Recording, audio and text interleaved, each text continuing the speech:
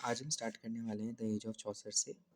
So as of चौसर पढ़ने से पहले हमें कुछ चीज़ें समझनी चाहिए कि जैसे जब भी हम किसी एज को स्टार्ट करते हैं, अगर आप उस एज के 3-4 फीचर्स देख लो, 3-4 मेन राइटर्स देख लो और उन राइटर्स का एक-एक वर्क देख लो और कोई भी बीच-बीच में जैसे जिस पे शॉर्ट नोट्स बनता है, वो चीज़ अगर आप देख लो तो आपकी एज पूरी क्लियर हो जाती है।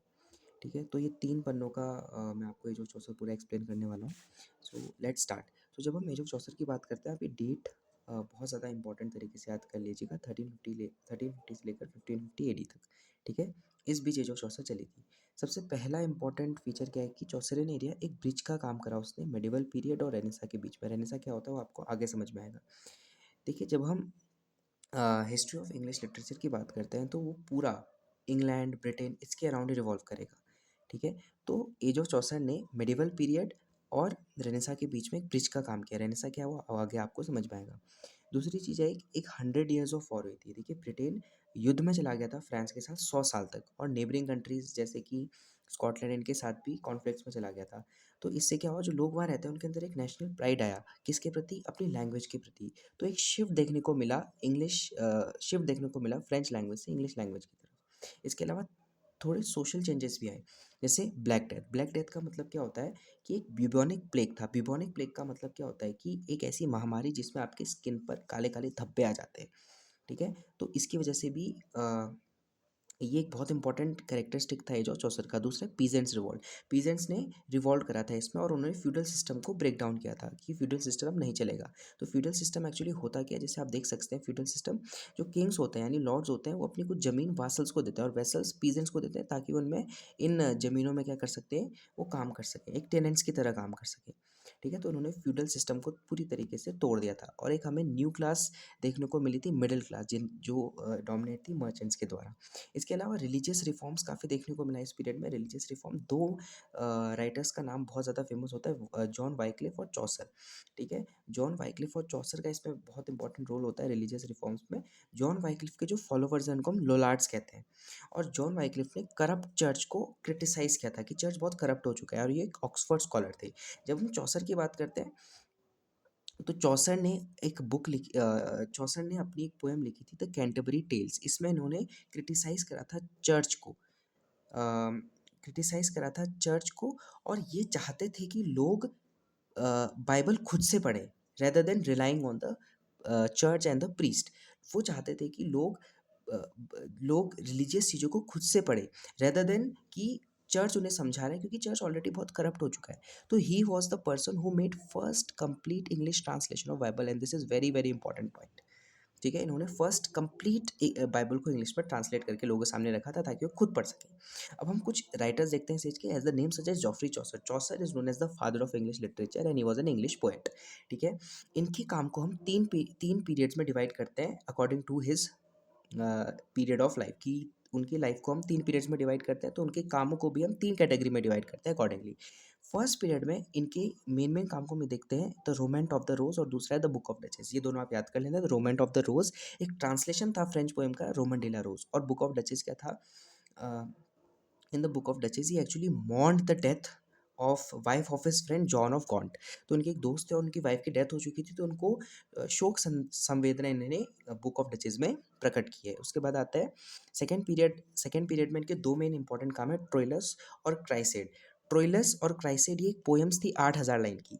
ठीक है? लेटर शेक्सपियर ने अपनी ड्रामा, जो शेक्सपियर ने अपने जो ड्रामा और प्लेज हैं उनमें इन्होंने सेम चीज़ को दो प्लेस के अंदर परफॉर्म किया था, ट्रोइलस और क्रेसिडा। यानी ट्रोइलस और क्रेसिडा पहले एक पोएम थी 8,000 लाइन की, फिर ट्रोइलस और क्रेसिडा अलग अलग, ये क्या है, प्लेज हैं शेक्सपियरियन एरा में जो हम आगे पढ़ेंगे। यानी कि पोएम को शेक्सपियर ने क्या करा, ड्रामा की फॉर्म में परफॉर्म किया with different name. Like Troilus तो ट्रोइलस ही रहा, लेकिन क्राइसेड क्रेसिडा बन गया। क्राइसेड क्राइसेड क्रेसिडा बन गया। ठीक है? चलिए अब हम आते हैं इनके main work third period of life में। थर्ड पीरियड में इनका मेन वर्क है the Canterbury tales. Canterbury tales क्या है? कैंटरबरी टेल्स 30 पिलग्रिम्स की एक यात्रा है जो कहाँ जा रहे हैं? As the name suggest Canterbury को जा रहे हैं। कहाँ से जा रहे हैं? लंदन से जा रहे हैं। क्यों जा रहे हैं?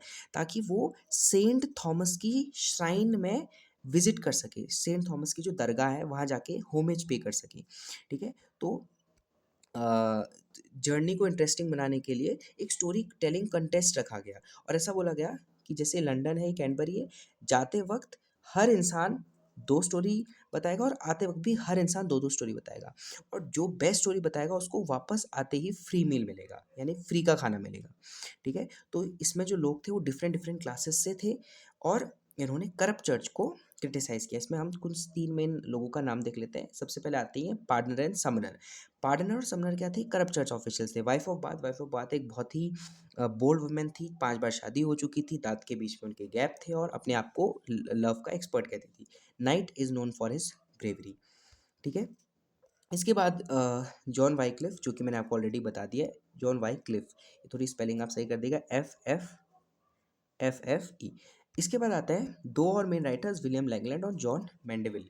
William Langland is known for his poems, specially allegorical poem. Allegorical poem क्या होती है? सिंबल्स दे दिया जाएगा with a very hidden message, जैसे कि मैंने बोल दिया ट्री, लेकिन वो अपनी पोएम में ट्री को ट्री नहीं समझाएंगे, वो ट्री को बताएंगे as a symbol of commonness, as a symbol जो हर कंडीशंस को झेल जाता है, चाहे सर्दी हो बरसात हो। तो एलेगोरिकल पोएम ये होती है कि सिंबल्स दे दिया लेकिन उसकी बहुत डीप मीनिंग होती है। तो उन्होंने एक poem the the pierce Plowman. Pierce Plowman एक बहुत इंपॉर्टेंट पोएम है, जो इनका एक बहुत इंपॉर्टेंट वर्क है। पायर कौन था? एक हल चलाने वाला इंसान था, एक ऑनेस्ट प्लोमैन था, और इन्होंने इसमें बताया है, इस पोएम के माध्यम से इन्होंने बताया है कि सिंपल क्रिश्चियन लिविंग, एक सिंपल जो क्रिश्चियन है वो लिविंग, सिंपल क्रिश्चियन लिविंग कैसे जी जाती है, rather than relying on church. और उन्होंने करप्ट चर्च को इसमें एक्सपोज किया है। वो बोलते हैं कि असली सैल्वेशन अपने कर्म में है, न कि इन चर्च की रिचुअल्स को फॉलो करने में। इसके बाद आता है जॉन मैंडेविल। जॉन मैंडेविल ने एक अपनी बुक लिखी थी, the Travels of Sir John Mandeville. इनकी एक सपोज जर्नी थी फार अवे आइलैंड्स को, जैसे कि एशिया, अफ्रीका वगैरह। सपोज क्यों कहा गया? क्योंकि अभी तक हिस्टोरिकल कॉन्टेक्स्ट में क्लियर नहीं कि ये वाकई गए थे या नहीं गए थे। इसके बाद सम शॉर्ट क्वेश्चंस आपके पेपर में आ सकते हैं। मिस्ट्री प्लेस क्या होती है, मिरेकल प्लेस क्या होती है, मोरालिटी प्लेस क्या होती है, और इंटरल्यूड्स क्या होती है। सबसे पहले मैं आपको मिस्ट्री प्लेस बताता हूँ। मिस्ट्री प्लेस ऐसी प्लेस होती है जो बाइबल की स्टोरीज बताती है, जैसे द यॉर्क साइकिल, ये आप याद कर लेगा। मिरेकल प्लेस क्या होती है? ऐसी प्लेस जो सेंट की लाइफ को बताती है, जैसे कोई सेंट होते हैं उनकी लाइफ को बताते हैं, तो वो मिरेकल प्लेस होती है, जैसे द वर्जिन मैरी, ये एक मिरेकल प्ले है। मोरालिटी प्ले क्या होती है? जो लोगों को मॉरल लेसन्स सिखाती है क्रिश्चियन लिविंग की, ठीक है, जैसे एवरी मैन। और इंटरल्यूड क्या होती है? जैसे इंटरल्यूड का मतलब होता है ब्रेक, जैसे कुछ परफॉर्मेंस हो रही है, लोग बोर हो गए तो कुछ एंटरटेनमेंट बीच में डाल देते हैं, ताकि लोगों का इंटरेस्ट बना रहे, तो ब्रेक्स होता है ये, तो that is known as interludes. मैंने आपको बताया था रेनेसा के बारे में, यहाँ पे मैं आपको रेनेसा रेनेसा बार बार मैंने आपके बारे में बताया था। तो रेनेसा होता क्या actually? Renaissance is derive from a French word जिसका मतलब होता है rebirth of rebirth of rebirth of human spirit. और इसकी 2 मेन कैरेक्टरिस्टिक्स होती है, रिफॉर्मेशन ऑफ ह्यूमनिज्म।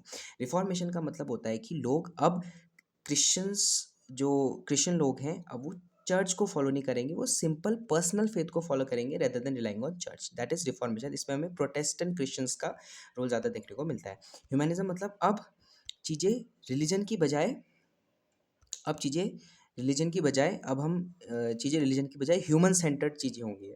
पहले लोग सिर्फ रिलीजन, गॉड, गॉडेस बस इनमें फोकस करते थे, लेकिन अब ह्यूमन सेंटर्ड चीज़ें होंगी। That's why there we are able to see that there are development of very secular subjects. अगर आप ये लास्ट लाइन पढ़ें तो development of secular subjects like art and politics, तो ये बहुत इंपॉर्टेंट रोल प्ले किया था ड्यूरिंग रेनेसा। रेनेसा मतलब कि जहाँ पे लोगों के पास सोचने की क्षमता बढ़ चुकी थी, एक ह्यूमन एनलाइटमेंट आया।